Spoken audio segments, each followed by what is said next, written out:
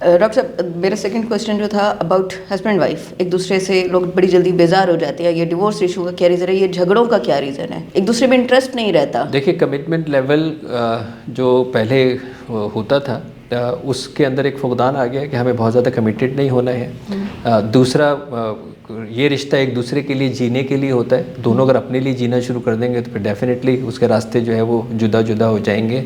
बर्दाश्त का मादा जो है वो हमारे यहाँ कम से कम होता चला जा रहा है। और जो हमारी सराउंडिंग के अंदर जो मीडिया पेश करता है या लोग पेश करते हैं वो एक बड़ा रीज़न है। उन्होंने कहा जी अलग मेरी ज़िंदगी क्या है, जबकि आपकी ज़िंदगी तो मियाँ बीवी की एक दूसरे के लिए जीने के लिए थी, अपने लिए जीने के लिए तो थी ही नहीं। ये तो आप एक दूसरे के लिए जिएंगे तो दोनों जिएंगे और फिर आपके घर के अंदर भी जो है माहौल अच्छा होगा।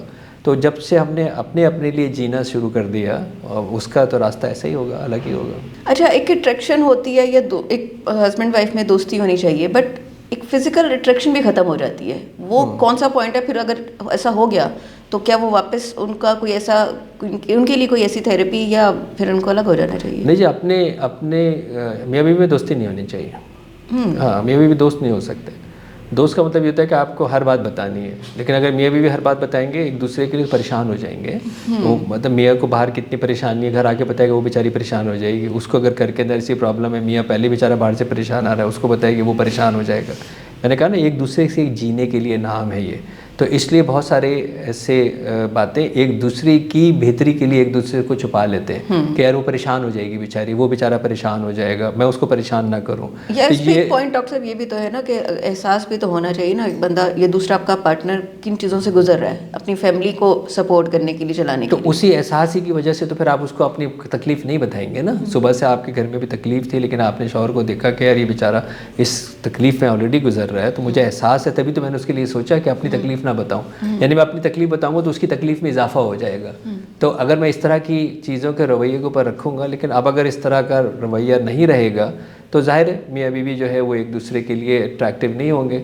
और एक्चुअली जो मियाँ बीवी का जो ताल्लुक़ है वो जो उनके अगर जो ख़ास उनका फितरती ताल्लुक़ है वो भी जिस्म का नहीं है, उसमें ज़हनी और असाबी और जज्बाती ताल्लुकात 90% होते हैं। तो वो 90% माइनस करके जब 10% पे खाली फोकस देते हैं तो वो बहुत जल्दी मतलब बोरियत का शिकार हो जाता है, ख़त्म हो जाता है। तो जिस्म एक साथ सोते हैं लेकिन जहन अलग अलग होते हैं, जज्बात अलग अलग होते हैं। अब देखिए ना, अब तो पता नहीं शायद हमारा मीडिया कंटेंट ऐसा दिखा रहा है कि एक्स्ट्रा मैरिटल अफेयर एक ट्रेंड बन चुका है। हाँ, लेकिन वो मीडिया का चैनल्स भी आपके पास है, चेंज का भी ऑप्शन आपके पास मौजूद है और दूसरी वीडियोस भी देख सकते हैं। ये ह्यूमन माइंडसेट है ना, हमने तो नेगेटिव चीज़ें पिक करनी है। तो फिर ऑब्वियसली अगर आप कहेंगे देखें मैं पता नहीं मैं कचरा खा रही थी, मेरा पेट ख़राब हो गया देखिए मैं कचरा कुंडी में बैठी थी, देखिए मुझ में स्मेल आ गया, अंडरस्टूड है जो आप कर रही थी वही हो रहा है आपके साथ।